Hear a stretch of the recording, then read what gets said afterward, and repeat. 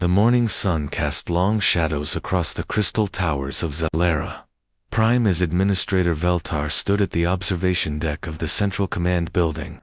The peaceful Catharian colony had been his home for 30 years, and he had watched it grow from a small mining outpost into a thriving world of 30 million souls. The crystalline spires that housed his people sparkled in the golden light, their surfaces reflecting the hopes and dreams of an entire civilization. But today, those same towers would witness the end of everything he had worked to build. The long-range sensors had detected them 3 days ago. The Vorthok armada was coming, and there was nowhere to run, Veltar said. A young Catharian named Zexri approached with trembling hands. The news was worse than they had feared. The enemy fleet consisted of over 200 vessels, including 12 massive dreadnoughts that could crack a planet in half. The Vorthok had already consumed 17 star systems, leaving nothing but dead worlds and empty space in their wake. The colony's defense grid powered up, with a low hum that vibrated through the building's crystal structure. Veltar knew it was useless. Their weapons were designed to handle pirates and raiders, not a full-scale invasion force. The orbital defense platforms had been built during peacetime, when the greatest threat came from asteroid impacts and solar flares. Captain Crixtol of the Catharian Defense Force stood at the tactical display, his scaled features drawn with exhaustion. He had been coordinating the evacuation for the past 72 hours, but they all knew it was too little, too late. The colony's fleet consisted of 42 ships, mostly patrol vessels and converted cargo haulers, against a Vorthok war machine. They might as well have been throwing rocks at a hurricane. The first contact came at 0800 hours. The enemy fleet dropped out of hyperspace at the edge of the system, their dark hulls bristling with weapons. The Vorthok ships were ugly things, built for function rather than beauty. Their armor was black as space itself, and their weapon ports glowed with malevolent energy. The Vorthok commander broadcast his message on all frequencies. His voice was like grinding metal, speaking in the harsh tones of his reptilian species. There would be no negotiation, no mercy, no chance for surrender. The Catharians had something the Vorthok wanted, and they would take it by force. Veltar watched the tactical display as the enemy fleet formed up into attack formation. The Vorthok moved with practiced efficiency, their ships taking positions that would allow them to destroy the colony's defenses in a matter of hours. They had done this before, on 17 other worlds, and they knew exactly how to break a civilization's spirit. The first shots were fired at 830 hours. The Vorthok opened up with their long-range plasma cannons, sending bolts of superheated gas across the void. The colony's outer defense platforms returned fire, their crystal-based energy weapons, creating beautiful patterns of light against the darkness of space. But beauty meant nothing against brute force. The Vorthok weapons punched through the Catharian shields like they were made of paper. One by one, the defense platforms died in brilliant explosions, their debris raining down on the planet's surface like falling stars. Captain Crixtol ordered his fleet to engage. The Catharian ships moved with graceful precision, their hulls gleaming like jewels as they closed with the enemy. For a moment, Veltar felt a surge of hope. His people were skilled warriors, and their ships were fast and maneuverable. That hope died quickly.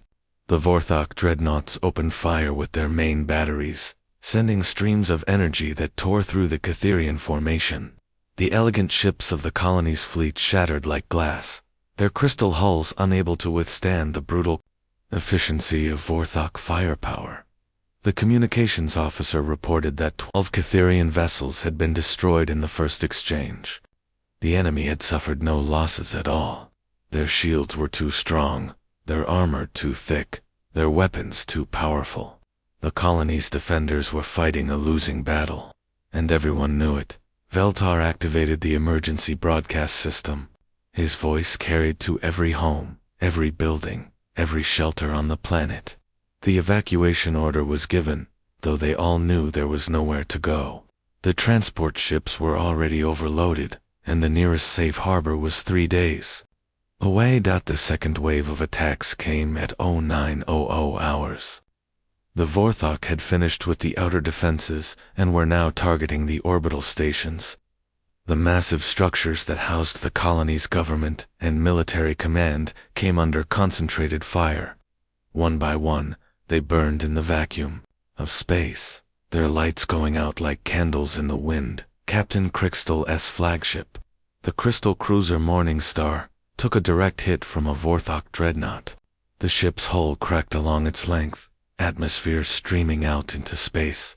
The captain managed to evacuate his crew to the escape pods, but his ship was lost. With it went the colony's main command and control center. The tactical display showed the grim reality of their situation. Of the 42 ships that had started the battle, only 16 remained. The Vorthok had lost 3 vessels, all 2 lucky shots that had found gaps in their shields. It was not enough to change the outcome of the battle. Veltar felt the building shake as debris from the orbital battle rained down on the planet's surface. The beautiful crystal towers that had been the pride of his people were now cracking under the stress of the bombardment. Windows shattered, sending rainbow fragments cascading to the streets below. In the distance, he could see the civilian transports lifting off from the spaceports. The ships were overloaded with refugees, their hulls groaning under the strain. Most of them would not survive the journey to safety, but they had to try. It was better than waiting for the Vorthok to finish their work. The end came at 1000 hours. The last of the Catharian defense fleet died in a blaze of glory, taking one final Vorthok cruiser with them. The enemy now had complete control of the space around Zalera Prime, and their ground forces were preparing to land. Veltar looked out at his dying world and felt tears running down his scaled cheeks. 30 million souls called this place home, and soon they would all be dead. The Vorthok did not take prisoners, did not show mercy, did not leave survivors. They consumed everything in their path, leaving only silence and ash. The communication system crackled to life one last time. It was a distress signal, broadcast on all frequencies, calling for help from anyone who might be listening. The message was simple and desperate. They were dying, and they needed a miracle.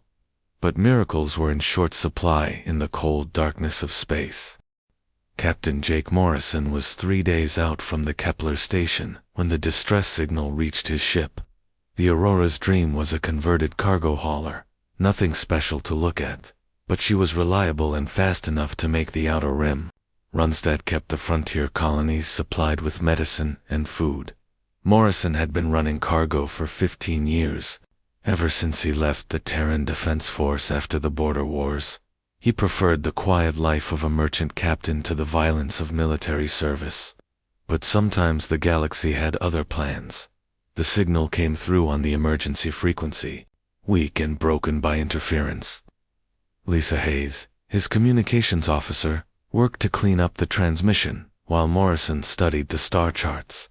The coordinates placed the distress call in the Zalera system, 2 days off their current course. Lisa finally managed to boost the signal strength enough to make out the words. The voice was alien, speaking in accented galactic standard, but the message was clear enough. An entire world was dying, and they needed help.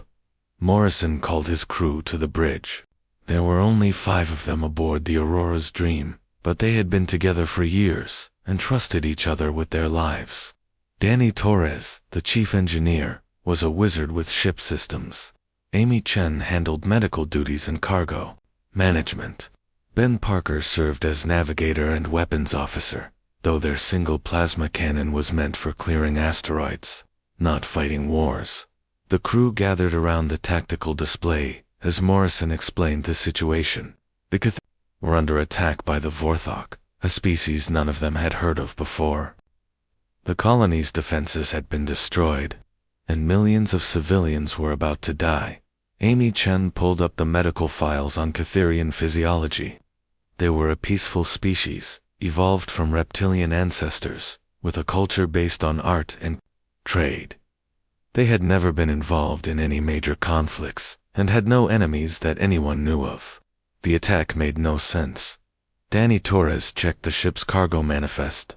They were carrying medical supplies and food concentrates bound for the mining colonies in the Outer Rim. The supplies could help refugees, but it would not be enough to save an entire world. Ben Parker studied the tactical data that had come with the distress signal. The Vorthok fleet was massive, with firepower that could reduce a planet to ash. The Aurora's Dream was no warship, just a cargo hauler with basic shields and a single weapon. They would be flying into a slaughter. Morrison looked at each of his crew members in turn.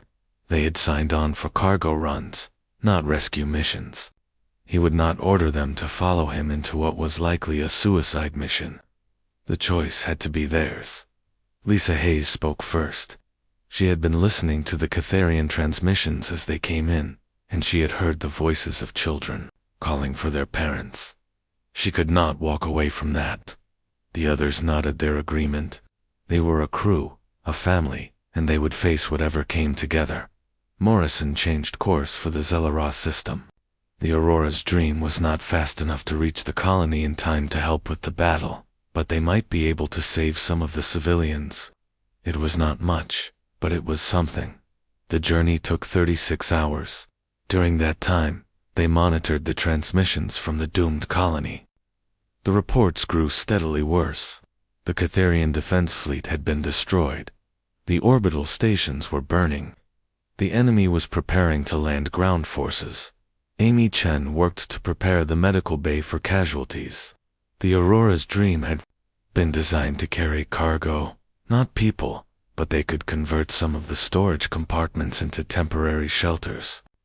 It would not be comfortable, but it might keep people alive long enough to reach safety. Danny Torres rerouted power from the engines to the life support systems. They would need every bit of capacity to handle the refugees they hoped to save. The ship's recycling systems were already running at maximum efficiency, but they would be pushed beyond their limits. Ben Parker calculated firing solutions for their single plasma cannon. It was a pathetic weapon compared to what the Vorthok were carrying, but it might be enough to clear a path through the smaller enemy vessels. He did not have much hope, but he prepared for battle anyway.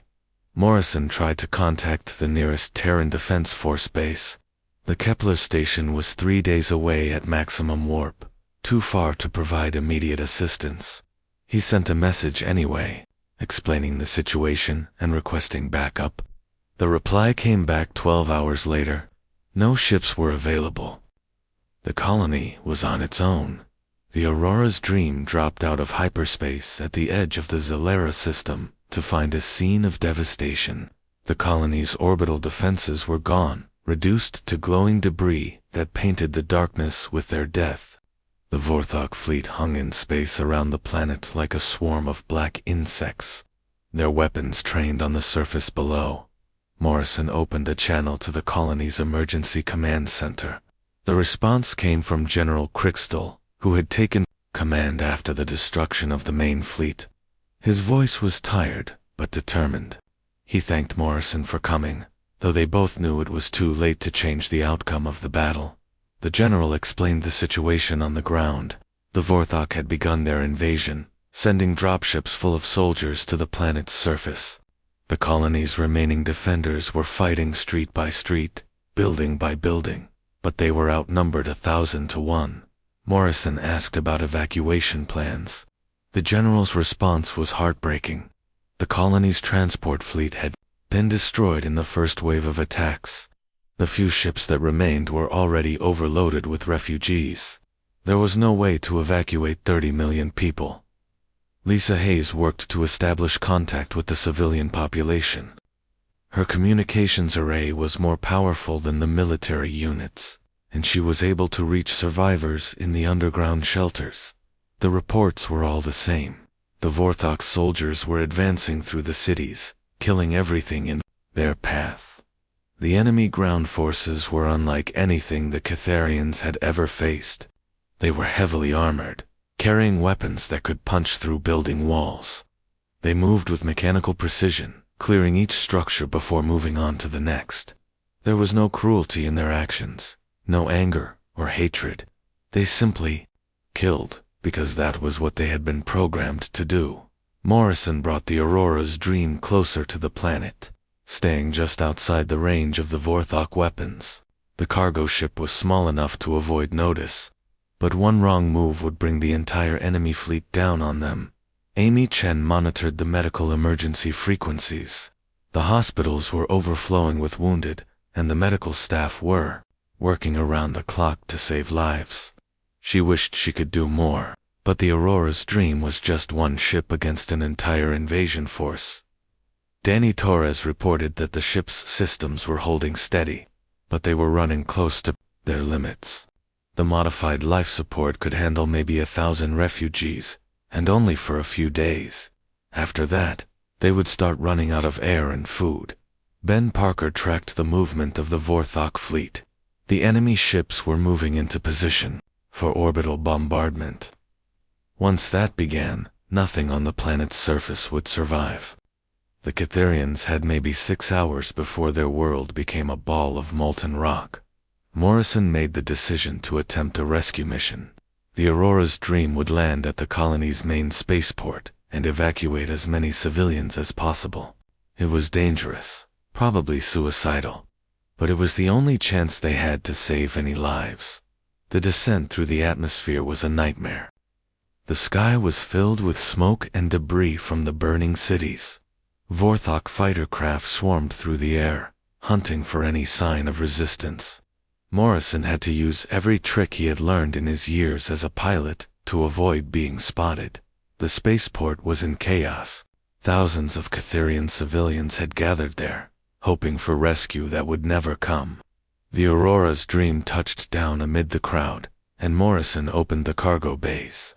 The refugees rushed toward the ship, carrying their children and what few possessions they could manage. Lisa Hayes coordinated the loading process, trying to maintain some semblance of order. Families were separated in the rush, children crying for their parents. The ship's capacity was reached within minutes, but thousands more refugees remained on the ground. Amy Chen worked to treat the wounded among the refugees. Many had been injured in the bombing, and she did what she could with limited medical supplies. The ship's medical bay was quickly overwhelmed, and she had to set up triage stations in the cargo holds. Danny Torres monitored the ship's systems as the life support struggled to handle the massive overload. The air recyclers were working at maximum capacity, but it would not be enough. They had maybe 12 hours before carbon dioxide poisoning became a problem. Ben Parker watched the tactical display as Vorthok ground forces moved toward the spaceport. The enemy had detected their landing and was sending troops to investigate. They had maybe 30 minutes before the first soldiers arrived. Morrison made the hardest decision of his life. He closed the cargo bays and began the launch sequence, leaving thousands of refugees behind. The Aurora's dream lifted off just as the first Vorthok soldiers reached the spaceport. Behind them, the doomed civilians watched their last hope disappear into the sky. The ship climbed toward orbit, carrying 1,000 souls away from the dying world. Morrison looked back at the planet and saw the lights of the cities going out one by one. Soon, there would be nothing left but darkness and silence. But Lisa Hayes was still working at her communications station, boosting their signal strength and broadcasting their emergency message to anyone who might be listening. The transmission carried across the void, a desperate cry for help in the endless night. Someone had to be out there. Someone had to care enough to help. The darkness could not be allowed to win. The Aurora's dream shuddered as it broke through the atmosphere, its hull groaning under the strain of carrying 10 times its normal passenger load. In the cargo holds, 1,000 Catherian refugees huddled together in the darkness, their crystalline tears reflecting the emergency lighting like scattered diamonds.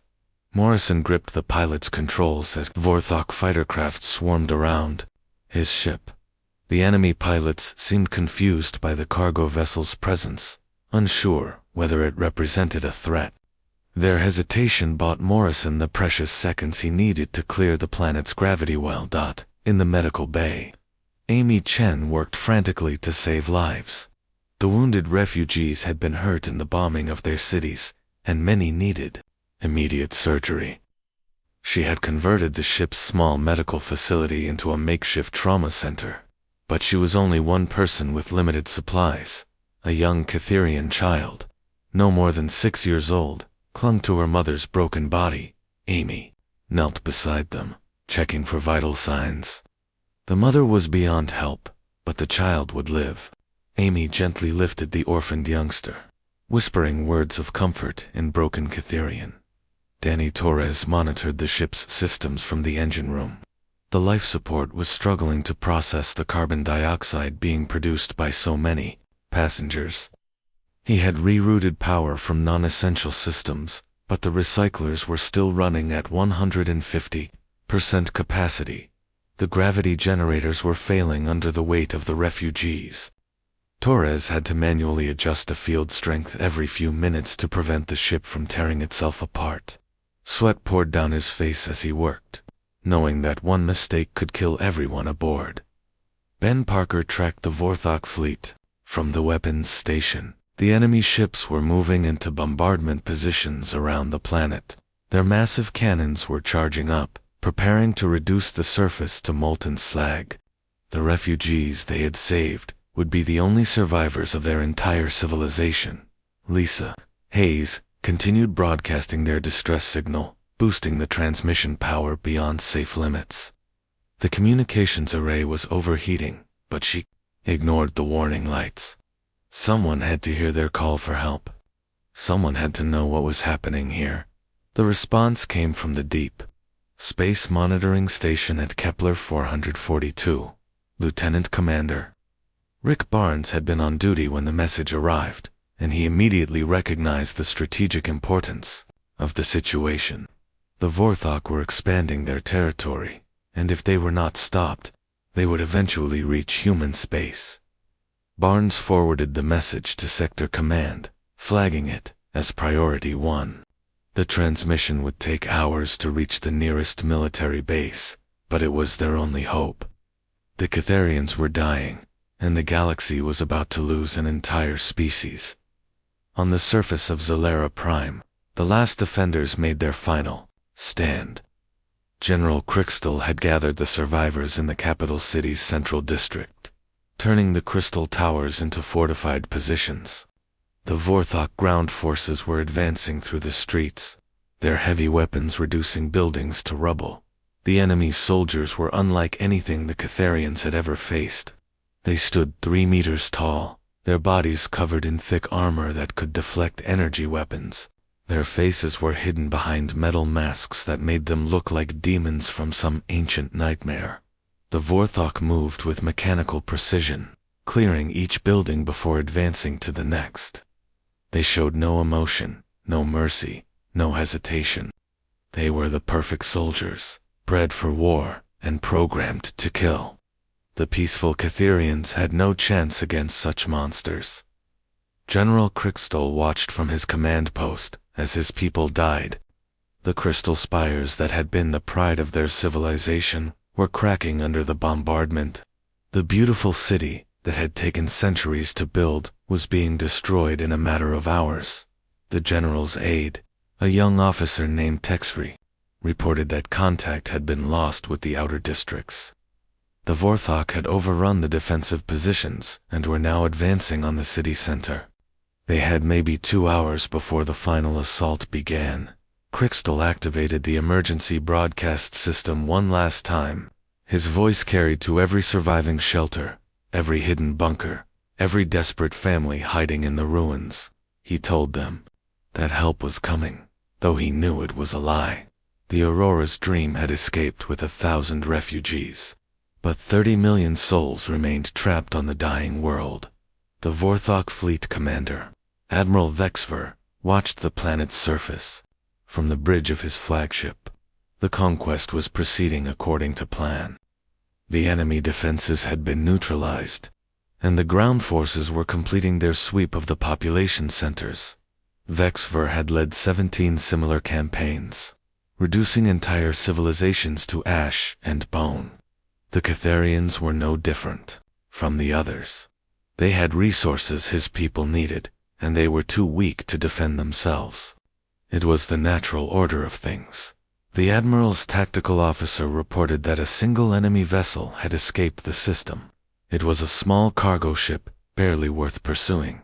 Vexver dismissed it as irrelevant.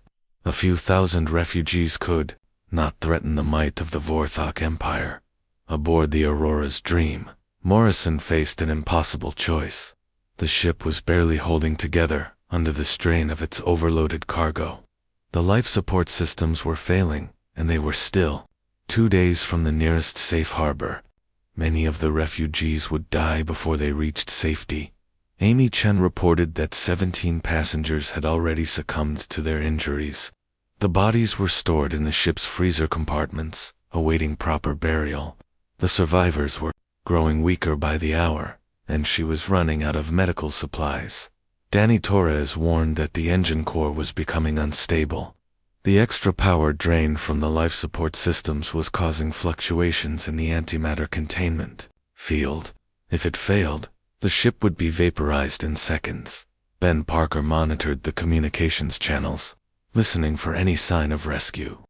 The Terran Defense Force had acknowledged their distress call, but no ships were available to provide assistance. The nearest military base was 3 days away, and their commander had declared the situation hopeless. Lisa Hayes refused to give up. She continued, broadcasting their position and status, hoping that someone would hear and respond. The refugees were depending on them, and she would not let them down.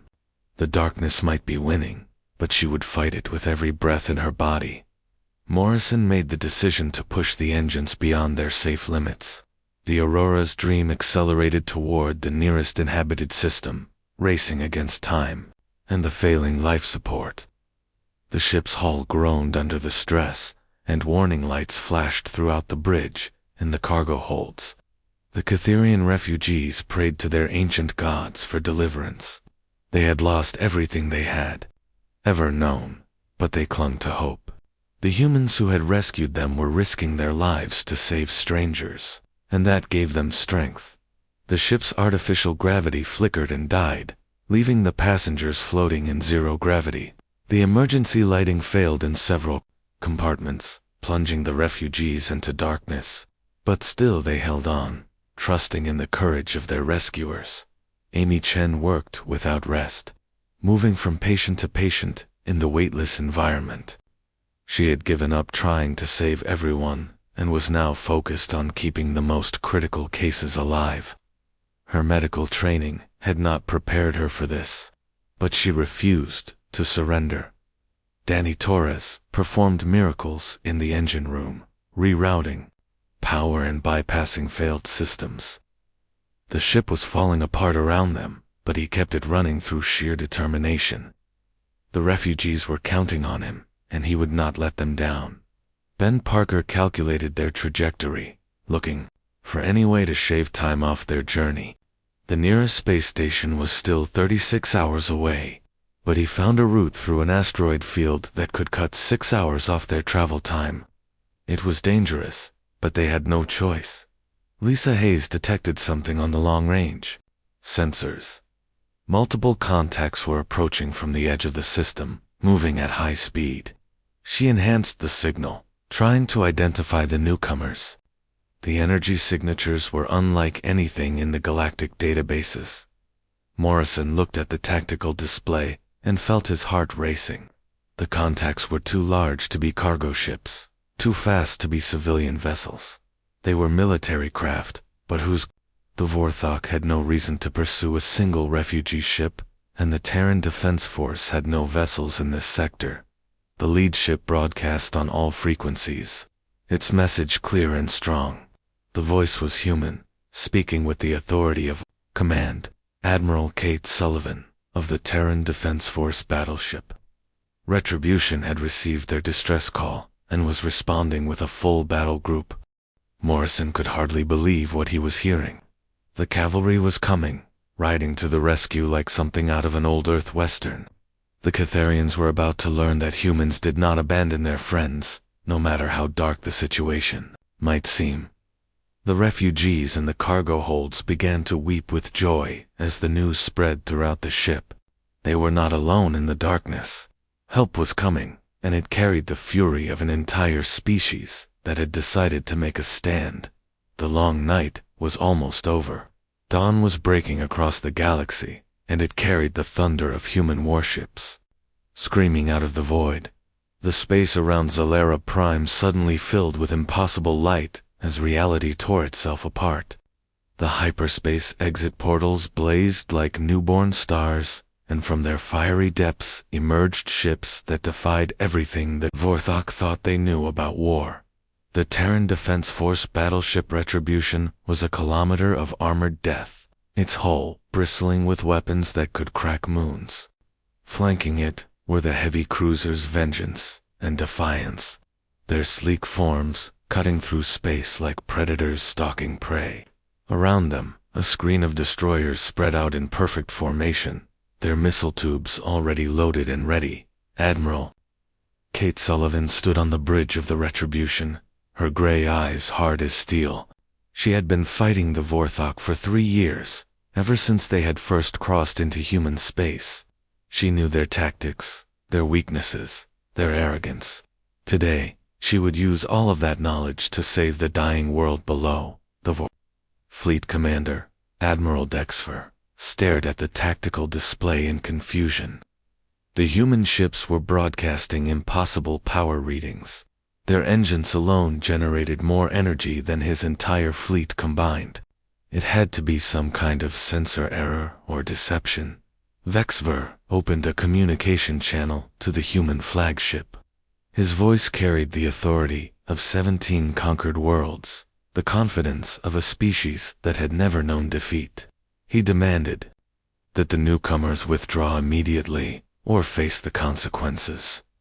Admiral Sullivan's response was calm and measured. She informed the Vorthok commander that he had exactly 60 seconds to begin withdrawing his forces from the system. After that, she would consider them hostile and act accordingly. The countdown began immediately. The Vorthok admiral laughed at the ultimatum. His fleet outnumbered the humans 5-1, and his ships were proven in battle. These newcomers might have impressive technology, but they were still just another species to be conquered. He had faced dozens of alien races, and they had all fallen before Vorthok might. The countdown reached 0. Admiral Sullivan's voice cut through the tactical chatter like a blade. Her words were simple and final. The Vorthok had been warned, and they had chosen war. Now they would learn what that meant when facing humanity. The Retribution opened fire with its main railgun batteries. The weapons fired tungsten projectiles accelerated to 30% of light speed, each one carrying the kinetic energy of a small nuclear bomb. The Vorthok shields, designed to deflect energy weapons, were useless against pure kinetic force. The first salvo punched through the enemy formation, like a hammer through glass. 3 Vorthok cruisers simply ceased to exist, their hulls vaporized by the relativistic impacts. The surviving ships scattered in confusion, their commanders unable to comprehend what had just happened. Commander Steve Walsh of the cruiser Vengeance coordinated the destroyer screen as they launched their first missile volley. The human weapons were not the crude chemical rockets used by most species. These were antimatter warheads, guided by artificial intelligence, each one capable of independent thought and decision-making. The missiles swarmed through the Vorthok formation like angry wasps. The enemy point defense systems tried to intercept them, but the human weapons were too fast, too smart, too deadly. The warheads found their targets and detonated in brilliant flashes of annihilation. The Vorthok fleet began to respond, their massive cannons swiveling to target the human ships. Their weapons were powerful enough to boil oceans, and they had the numbers to overwhelm any defense. But the humans were not where they were supposed to be.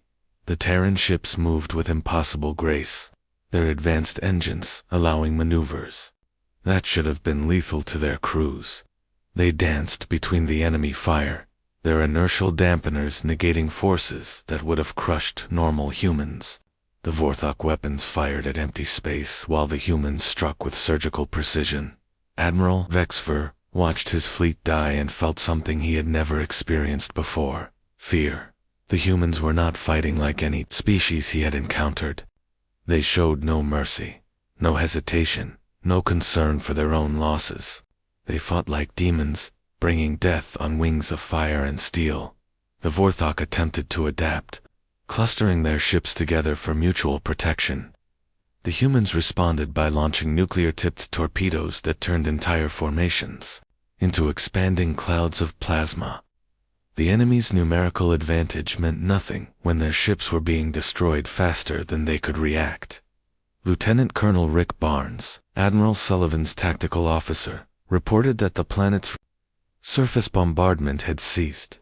The Vorthok ground forces were being recalled to their ships in a desperate attempt to reinforce the failing fleet. The civilians below had been granted a reprieve, but the battle was far from over. The Vorthok dreadnought Fleshrender pushed through the debris field, its massive bulk bristling with weapons. The flagship was 5 kilometers long, a mountain of armor and firepower that had broken the defenses of 17 worlds. Admiral Vexfer ordered his remaining ships to form up around it for a final assault. The human fleet spread out to meet them, their formation perfect, despite the chaos of battle. The Retribution took point, its weapons charged and ready. The other ships formed a protective screen, their missiles and railguns tracking the approaching enemy. The final engagement began with a barrage that lit up the darkness like a second sun. The Vorthok unleashed everything they had, their weapons firing in perfect synchronization. The space between the fleets filled with energy beams and plasma bolts, a deadly aurora that painted the void in shades of death. The human ships weathered the storm, their shields adapting to each new threat. The Terran defensive systems were based on principles the Vorthok had never encountered, using quantum fields and dimensional barriers to deflect attacks. What should have been a killing blow became nothing more than light and heat. Admiral Sullivan ordered all ships to concentrate fire on the enemy flagship. The Retribution's main guns spoke with the voice of thunder, sending their deadly cargo across the void. The other ships added their firepower to the barrage, creating a focused beam of destruction that nothing could withstand. The Render's shields flared and died under the concentrated assault. The flagship's armor began to buckle and crack as the human weapons found their mark. Admiral Dexfer watched his bridge dissolve around him, his last thought a prayer to gods who had abandoned him. The Vorthok flagship exploded in a fireball that could be seen from the planet's surface. The shockwaves swept through the enemy formation, destroying the smaller vessels and sending the survivors fleeing in panic. The battle was over, and humanity had won. Admiral Sullivan watched the enemy retreat and felt no satisfaction. Too many innocents had died while she traveled to this distant system. The Catharians were safe now, but their civilization lay in ruins. The price of victory was always too high. The human fleet took up defensive positions around Zalara Prime, their sensors sweeping space for any sign of returning enemies. Medical ships were already en route from human space, carrying supplies and personnel to help the survivors. The galaxy had learned a valuable lesson about the consequences of threatening the innocent. Morrison guided the Aurora's dream toward the Retribution, his cargo hold full of refugees who had thought they would never see home again. The human fleet had arrived just in time, screaming out of the darkness like avenging angels. Hope had returned to the galaxy on wings of fire. The Vorthok Empire would remember this day. They had learned that there were some species that would not bow to force, some civilizations that would fight back no matter the odds. Humanity had drawn a line in the stars, and anyone who crossed it would face the consequences. The darkness had been beaten back, but the cost had been terrible. An entire world lay in ruins, its people scattered to the winds. But they were alive, and that was what mattered. The galaxy was a dangerous place, but it was not without hope. Admiral Sullivan opened a channel to the planet below. Her voice carried to every survivor, every refugee, every soul who had thought they were alone. She told them that they were under human protection now, and that the Terran Defense Force would never abandon them. The long night was over. The sun was rising on a new day, and it carried the promise of better things to come. The galaxy had witnessed the birth of a new alliance, forged in fire and sealed with blood. The Catharians would never forget the day that human warships screamed out of the darkness to save them. The universe was vast and full of dangers, but it was also full of courage and compassion. The forces of darkness might be strong, but they were not invincible. Somewhere in the void, other species were watching and learning. The message was clear. Evil might flourish for a time, but it would not prevail. Hope had returned to the galaxy, and it would not be extinguished again. The battle for Zalara Prime erupted with a fury that shook the very fabric of space itself. The Retribution's main guns fired in perfect sequence, their tungsten projectiles crossing the void at impossible speeds. Each shot carried the kinetic energy of a falling asteroid, and the Vorthok shields crumpled like paper before the relativistic onslaught. Admiral Kate Sullivan watched the tactical display with cold satisfaction. The enemy had expected another easy conquest, another peaceful species to be ground beneath their boots. Instead, they had awakened something that should have been left sleeping. Humanity had come to war, and they brought with them the accumulated rage of a species that had clawed its way to the stars. The Vorthok dreadnought Bonecrusher launched a spread of plasma torpedoes toward the human formation. The weapons were city killers, each one capable of boiling away the atmosphere of a planet. But the human ships were no longer where the enemy had aimed. Commander Steve Walsh of the cruiser Vengeance watched the enemy fire pass harmlessly through empty space. The Terran ships moved like dancers, their inertial dampeners allowing maneuvers that would have liquefied any other species. They twisted and rolled through the void, their weapons never ceasing their deadly work. The Vorthok had based their entire military doctrine on overwhelming firepower and numerical superiority. They had never faced an enemy that could match their technology and exceed their tactical flexibility. The humans fought like wolves, coordinating their attacks with deadly precision. Lieutenant Colonel Rick Barnes tracked the enemy formation from his position on the Retribution's bridge. The Vorthok were trying to cluster their ships together for mutual protection. But their formations were too rigid, too predictable.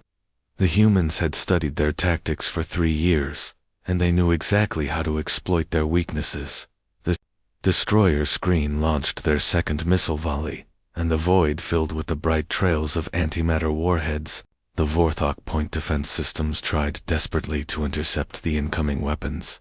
But the human missiles were too smart, too fast, too numerous. The warheads found their targets and detonated in brilliant flashes of annihilation. 3 cruisers simply ceased to exist, their matter converted to energy in the space of a heartbeat. The surviving ships scattered in panic, their formations breaking apart under the relentless assault. Admiral Vexfer felt his flagship shudder as a human railgun slug punched through the armor plating. The projectile had been traveling at 30% of light speed, and it carved through his ship like a hot knife through butter. Emergency klaxons wailed throughout the vessel as atmosphere rushed out through the breach. The Vorthok commander had conquered 17 worlds, but he had never faced anything like this. The humans fought with a precision that bordered on the supernatural, their weapons finding every weakness in his defenses. His ships were dying faster than his mind could process the losses. The human battle. Cruiser Defiance rolled through a barrage of enemy fire, its hull glowing with the heat of deflected energy beams. Captain Lisa Morgan brought her ship into knife fighting range with a Vorthok destroyer, her close-range weapons systems reducing the enemy vessel to scrap metal in seconds. The Vorthok had built their reputation on fear and intimidation. They were used to facing enemies who would break and run at the first sign of casualties. But the humans seemed to grow stronger as the battle progressed, their attacks becoming more focused and deadly with each passing moment. The Retribution's tactical officer reported that the planet's surface bombardment had ceased entirely. The Vorthok ground forces were being recalled to their ships in a desperate attempt to reinforce the failing fleet. The civilians below had been granted a reprieve, but the battle in space was far from over. Admiral Sullivan opened a channel to the Vorthok flagship. Her voice was calm and professional, but there was steel beneath the words. She offered the enemy commander one final chance to withdraw his forces and spare his remaining crews. That offer was genuine, but she knew it would be refused. Admiral Vexfer's response was filled with rage and defiance. He had never surrendered in his life, and he would not start now. The Vorthok Empire would never bow to inferior species, no matter how advanced their technology might be. The battle would continue until one side was completely destroyed. The human admiral nodded, as if she had expected that response. She cut the communication channel and turned to her weapons officer. The time for mercy had passed. The Vorthok had chosen death, and humanity would oblige them. The final phase of the battle began with a concentrated barrage from the human fleet. Every weapon fired in perfect coordination, creating a focused beam of destruction that nothing could withstand. The Vorthok flagship's shields flared and died under the assault, its armor beginning to buckle and crack. The Fleshrender was the pride of the Vorthok fleet, a mountain of metal and death that had broken the defenses of countless worlds. But even mountains could be moved by sufficient force, and the humans had brought force enough to shatter planets. Admiral Vexfer watched his bridge dissolve around him as human weapons found their mark. The flagship's hull cracked like an eggshell, atmosphere streaming out into the void. His last thought was a prayer to gods who had abandoned him long ago. The Vorthok flagship exploded in a fireball that lit up the darkness, like a second sun. The shockwave swept through the enemy formation, destroying the smaller vessels and sending the survivors fleeing in panic. The battle was over, and humanity had won. The surviving Vorthok ships retreated toward the system's edge, their hulls scarred and burning. They had learned a lesson that would echo through their empire for generations to come. There were some species that would not be conquered, some civilizations that would fight back no matter the odds. Admiral Sullivan watched the enemy retreat and felt no satisfaction. Victory in battle was necessary, but it was never something to celebrate. Too many had died on both sides, and the galaxy was poorer for their passing. But the innocent had been protected, and that was what mattered. The human fleet took up defensive positions around Zalera Prime, their sensors sweeping space for any sign of returning enemies. Medical ships were already en route from human territory, carrying supplies and personnel to help the survivors rebuild their shattered world. Captain Jake Morrison guided the Aurora's Dream toward the Retribution, his cargo hold full of refugees who had thought they would never see their home again. The human fleet had arrived just in time, screaming out of the darkness like avenging angels. The Catherian survivors wept as they saw their world from space, its crystal cities dark and broken. But they were alive, and that was more than they had dared hope for just hours before. The humans had kept their promise, and the galaxy was a safer place because of it. Admiral Sullivan opened a channel to the planet below. Her voice carried to every survivor, every refugee, every soul who had thought they were alone in the darkness. She told them that they were under human protection now, and that the Terran Defense Force would never abandon them. The alliance between humanity and the Catherian Empire was forged in that moment, sealed with blood and born of mutual respect. The peaceful aliens would share their crystal technology with their human saviors, while the warriors of Earth would stand guard against the darkness that lurked between the stars. The Vorthok Empire would remember this day for generations to come. They had learned that there were consequences for threatening the innocent, prices to be paid for their brutality. The galaxy was vast, but it was not without justice. Word of the battle spread through the civilized worlds like wildfire. The peaceful species of the galaxy had found a protector, a champion willing to stand against the forces of darkness. The human fleet had become a symbol of hope in a universe too often ruled by fear. The Aurora's dream, docked with the Retribution, its precious cargo of refugees finally safe. Morrison and his crew were honored as heroes, their desperate rescue mission having saved thousands of lives. The galaxy was full of ordinary people who could do extraordinary things when the need arose. The long night was over, and the sun was rising on a new day.